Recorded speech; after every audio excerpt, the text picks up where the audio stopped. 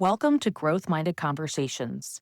We're your hosts, Amy Diestelkamp and Paula Grimes from Growth Minded Talent Solutions, where we talk about the real leadership and hiring decisions behind building a growing business.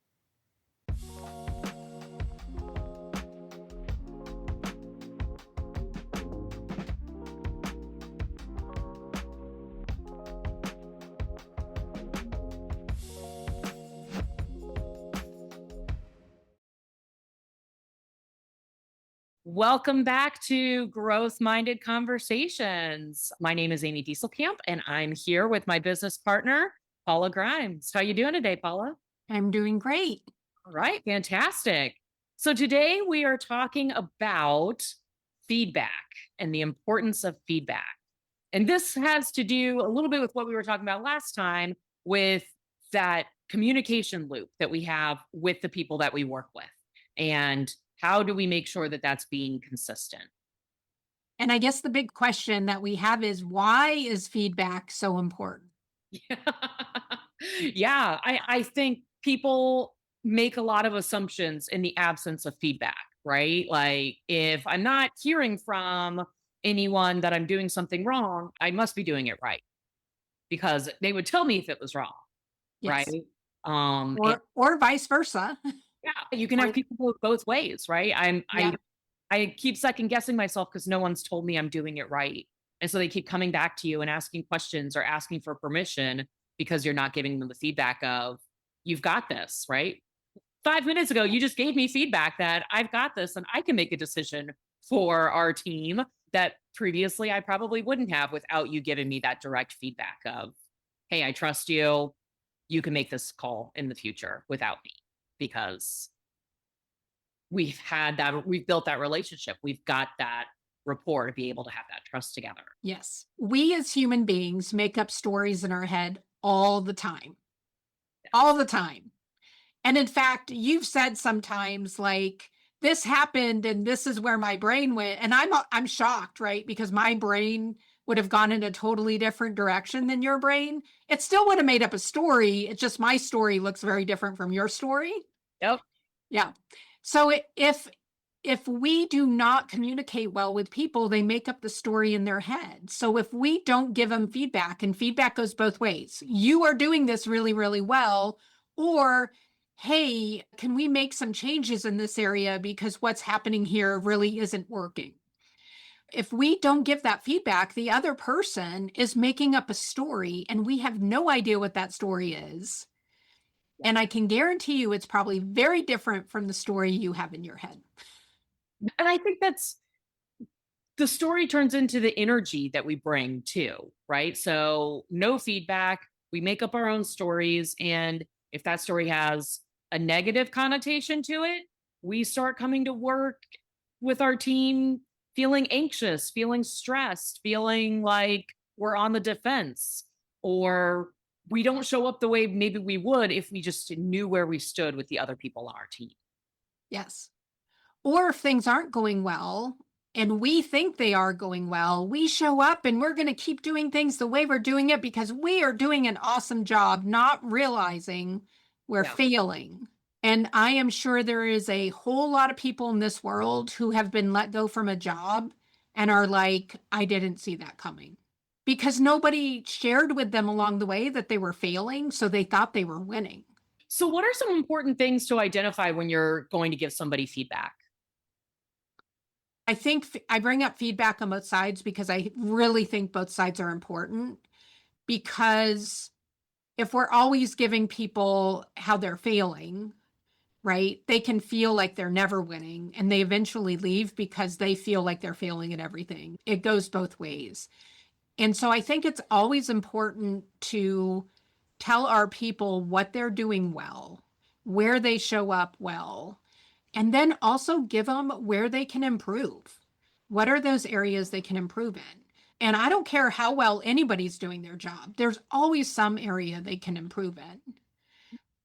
When you have it both and it's coming on a regular basis, I think people realize it's non threatening. This person's intent is to help me improve. And it creates actually a closer relationship than if we're just like, we're not going to talk about anything.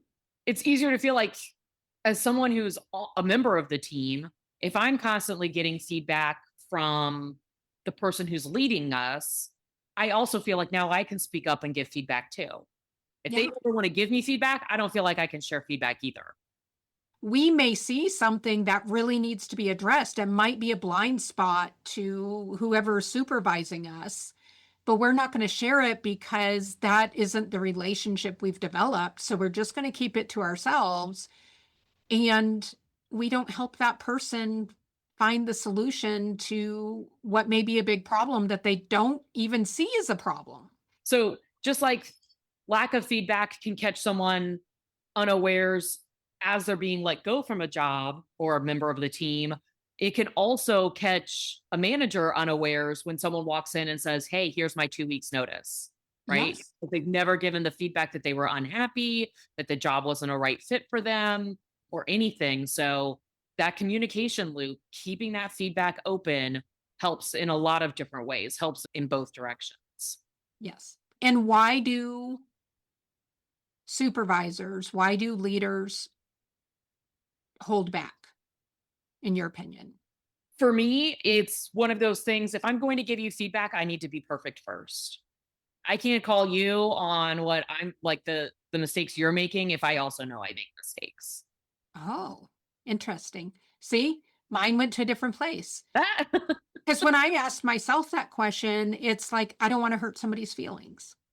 that's a big one too. And yeah, I want people to feel like they know I like them and that they can come and talk to me, but I don't want to hurt their feelings because if I do, maybe they'll stop talking to me. It's not an easy thing to do, but I do think it's one of those things where the more often you do it, the easier it becomes because it once it is truly a two-way street of feedback back and forth. I don't need to critique somebody all day long on everything, just like you said, don't browbeat them down, but giving consistent feedback so that way they always know where they stand with me and they have the opportunity to let me know where I stand with them. That's also necessary too. It can't be like one time a year you give someone feedback because then you probably will hurt their feelings. So let's talk about best practices around this because to me, this is a weekly conversation. And I'm a huge proponent of weekly one on ones. They don't have to be really long, they can be 15, 30 minutes long. But part of that weekly meeting is this, let's talk about what's happening. Where are we winning? Where are we losing? What are you doing really well? What are areas you can improve upon? Hey, do you see anything in me? Or do Mhm. you see anything in our world that we can change, Yeah. that we can make better, that we can improve? Exactly. Because I also think people avoid one on ones because they don't know how to have them and they don't know what should be talked about. And I think it's just as simple as that. Like, start with a little feedback sandwich, a compliment, a thing to work on, and then another compliment, and then flip it around and give them the opportunity to do the exact same. This is the other thing. If it's done without emotion tied to it, it creates a safe space. So if we're giving feedback and we aren't fearful about giving it, we're not angry about giving it, if there's no emotion tied to it, it is just feedback, then it starts to create the safe, non judgmental space. Mhm. And then we've also given them permission to do the same with us, which also creates that safe space. And again, as we get feedback, making sure we don't have emotion to it. Yeah. Even if we're in total disagreement with the feedback they're giving us, it's like, thank you. I appreciate that feedback. I'm going to Mhm. think about that a little bit.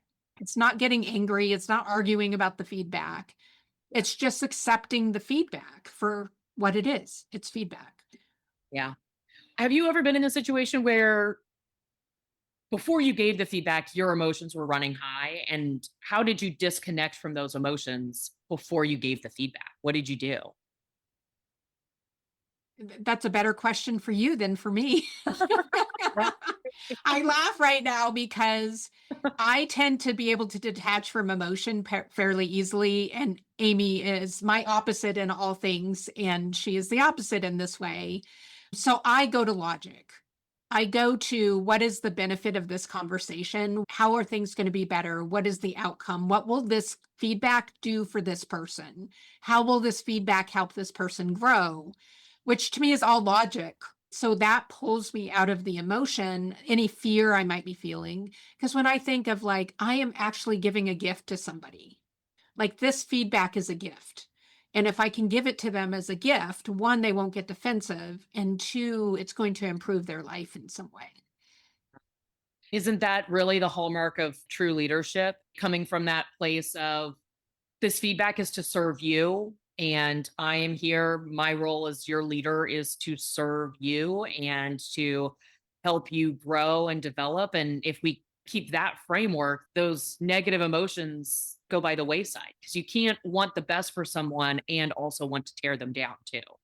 Exactly. Exactly. Probably a big thing for a lot of small business owners, a lot of entrepreneurs. We go from being a sole proprietor, doing all the things in our business, and maybe we didn't get into our profession thinking, hey, I want to help develop people, I want to help grow people. We probably got into it saying, I'm really good at sales, I'm really good at whatever it is that drew us to that industry. It was more about that in the beginning, but as we're growing our business, we have to shift into becoming somebody who wants to help people, like is attracted to and wants to attract people who want to grow with them. Yes. So when you think about your people, they truly want to know where they're winning so that they can do more of that. Because ultimately, that's their goal. They also want to know where they're losing because they want to turn that into winning. So they need both. If you're always telling them where they're losing, they're going to think they're always losing. So you have to tell them where they're winning. I know some of us are made where we have no trouble giving feedback, yet the feedback we always give is, you did this wrong, you did this wrong, you did this wrong. You have to tell them where they're winning. Otherwise, they start to think they're doing everything wrong. They will leave you. And if you tell them they're always winning and they're not always winning, then when they do fail, because they will at some point because they don't know where they should have improved, it's devastating. And then they look at you and say, why didn't you tell me this? Why didn't you share with this me before? And I've had people tell me that. Like they were brought in and they were given feedback and they found out they'd been doing something for 6 months that they didn't realize was out of alignment with what the owner wanted. And the owner was just then bringing it to their attention. Now they're angry about it. They're like, why did you let this go 6 months? I would have fixed this the minute you brought it to my attention. And now it's been 6 months. Yeah.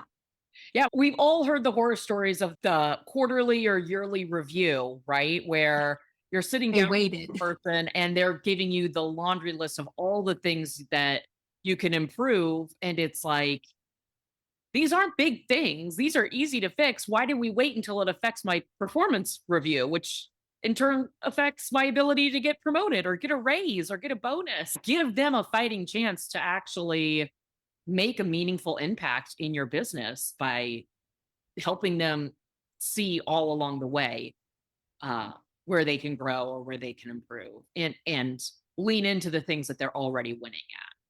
So I'm going to bring it back to feedback is a gift. Use It it wisely. Yeah. And use it consistently because I think the next episode, we probably should cover what happens once we've been giving feedback and for whatever reason, it just hasn't landed or hasn't made, we haven't gotten the results that we were hoping to. Yes. Yes. So tune in next week and we'll cover what it looks like to have a fierce conversation because that is definitely something that we all need in all different parts of our life, business, personal, you name it. All right. See you guys next week. All right, growth-minded leaders. That's a wrap on today's episode. We hope this sparked some fresh ideas and fueled your drive to build, lead, and grow with purpose. And if something we shared helped shift your perspective, we'd love for you to leave a review. It helps us reach more business builders just like you. Better yet, share this with someone on your team or in your inner circle who's ready to level up their leadership game. Until next time, keep leading boldly, hiring wisely, and training with intention. You're not just building a business, you're shaping a legacy.